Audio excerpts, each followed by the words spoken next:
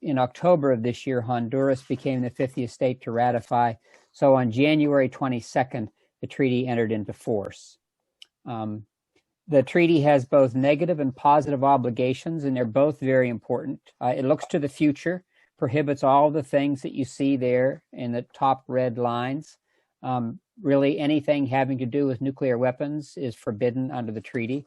But just as important, it has positive obligations for remediation and care. So for hibakusha, for downwinders, for uranium miners, for people who have been affected by the development and use and testing of nuclear weapons, the treaty also has some requirements for them. The Treaty on the Prohibition of Nuclear Weapons seems kind of new because it came into force in January, but actually it's been 10 years or more in the making, beginning in down under and then spreading across the world in a series of conferences and meetings. And the treaty has legal force only in the states that are party to the treaty, but it has moral force everywhere. And for that reason, I think it's a game changer. It's a new context for the discussion about nuclear weapons. And some of this was the brilliance of ICANN as it developed the support in civil society and with non-aligned nations to focus on the humanitarian impacts of nuclear weapons, to not talk about nuclear weapons in the context of militarism or politics or any of those kinds of things, but to look at the humanitarian impacts. And in the process, to elevate the voices of the hibakusha and the affected populations.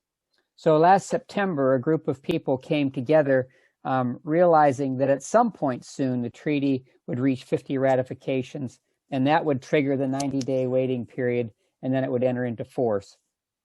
We didn't know when that would happen. It started out as an idea with the Alliance for Nuclear Accountability. We thought, wouldn't it be cool if we could have a banner at every nuclear weapons site?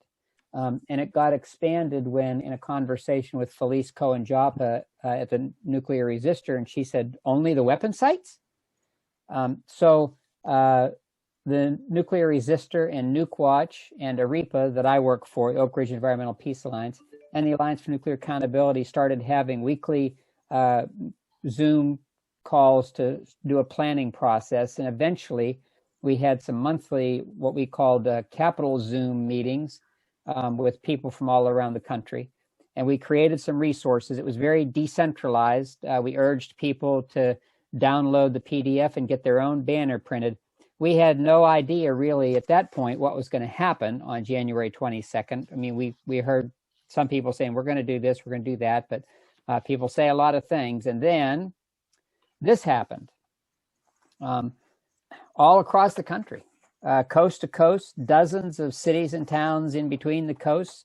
The pictures began to pour into our Facebook page, Nuclear Ban Treaty EIF, 10, 20, 50, 80 actions at weapon sites and military bases and city halls and universities and corporate offices, the Pentagon, the White House, churches, public squares, politicians' offices.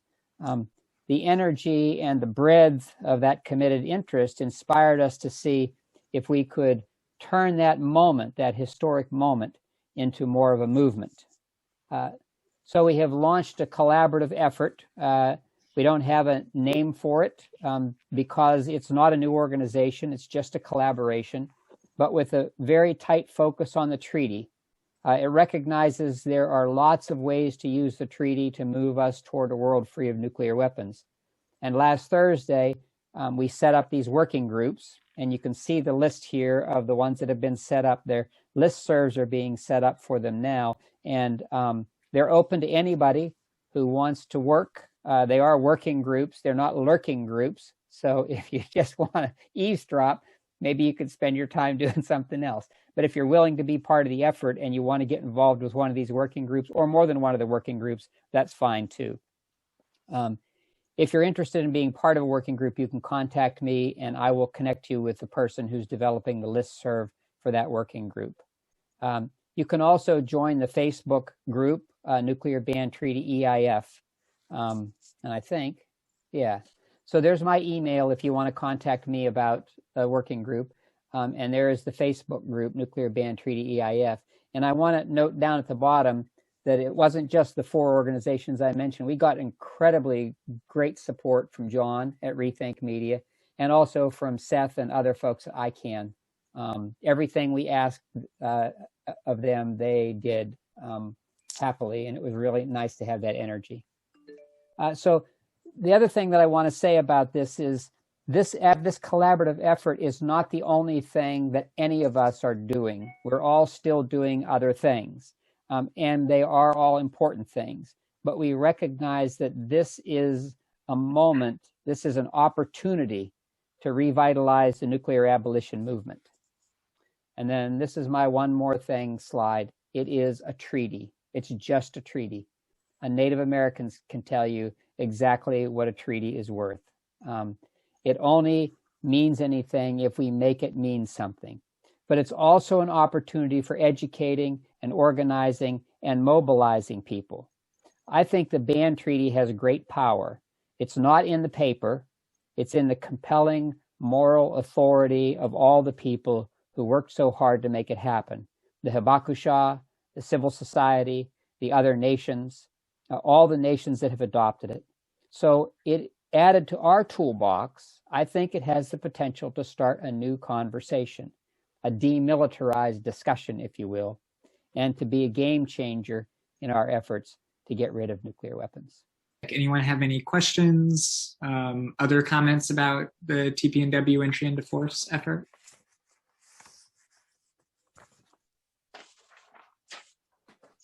I have one if no one else does. Just curious. Oh, go for it, Cheryl. Oh, just to say, Ralph mentioned, I think Ralph, didn't we count over 100 actions in the US?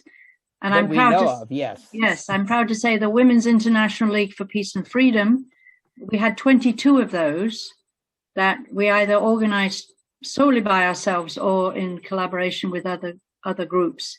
And we had groups from Hawaii, where it was nice and sunny, as Helen will tell you, to Vermont and freezing Detroit. So even though we were supposed to be mostly staying at home and it was freezing cold places, we actually had WILF members out on the street with our banner and getting the public to pay attention to this very important treaty. So thank you, everybody who took part in all those events. And you're making me remember, Cheryl, this also inspired, there were a number of Veterans for Peace groups around the country that participated in the January 22nd things, and Veterans for Peace has now reestablished their nuclear abolition working group.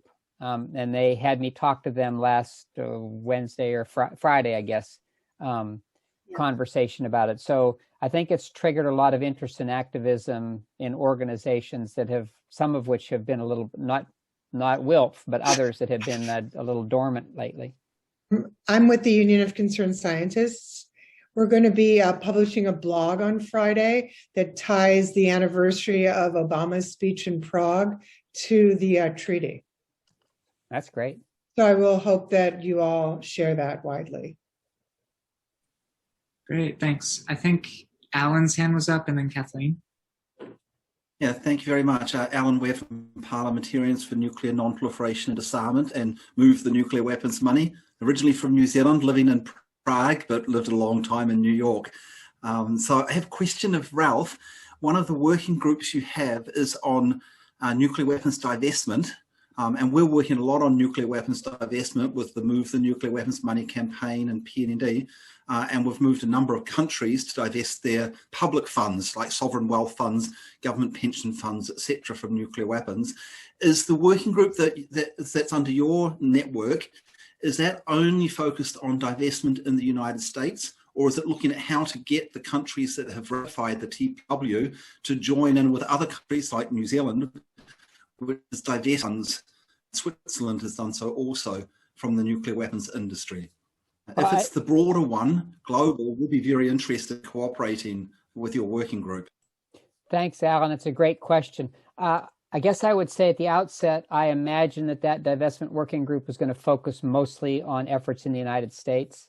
We're certainly looking at what's happened other places, you know, Don't Bank on the Bomb, the Move the Money, all those campaigns for resources and ideas. But at least initially, a number of the people who were part of the divestment working group are already, you know, in Pittsburgh, the PNC campaign have been doing stuff for years already. So I think we have our work cut out for us just to sort of get our legs under us right now.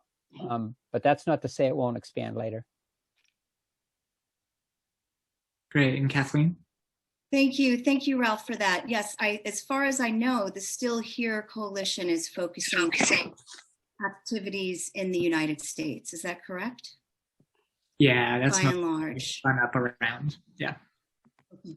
I just wanted to follow up on Ralph's excellent report to say that in New York, we successfully lit up the Secretariat building with the message of nuclear weapons, always immoral, now illegal, which was taken from Setsuko's speech when the treaty was adopted. How do we link the TPNW with Back from the Brink? There are these questions, and which, you know, what do we go with? What is the focus? But we're going to continue our discussion. And those, you know, who feel that the TPNW has a lot to offer, and also Back from the Brink has a lot to offer. And Susan, one does not negate the other. Right. That's a great comment. I think we are capable of doing more than one thing at a time. Yes. Back from Denise Duffield and other Back from the Brink people are part of the collaborative that we have the working group on localities and legislatures, and they have the Back from the Brink campaign. So wherever there's overlap, we're working together.